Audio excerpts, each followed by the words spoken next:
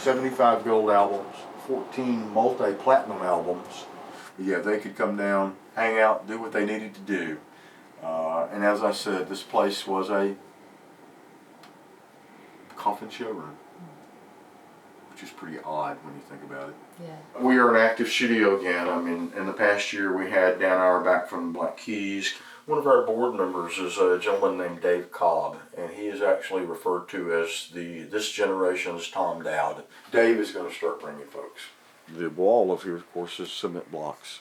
Well, cement blocks have holes in them.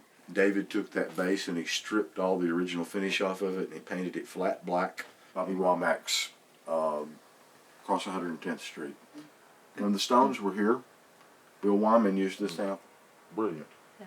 He was the brilliant one of the group. The Bob Seger picture here, he's doing his vocals with no shirt. It's probably 900 degrees in here. Right, probably.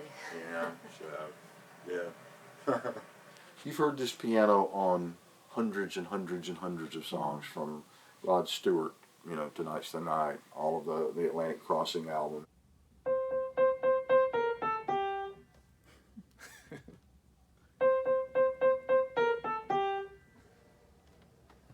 While they had gone to lunch, Billy had written Freebird on this piano. Yeah, I mean, I will tell you that when they cut I'll Take You There, the Staples were on tour. They cut the track. That's what's happening there. Got to do that. Great photo of the Stones up there on the listening porch, which is great.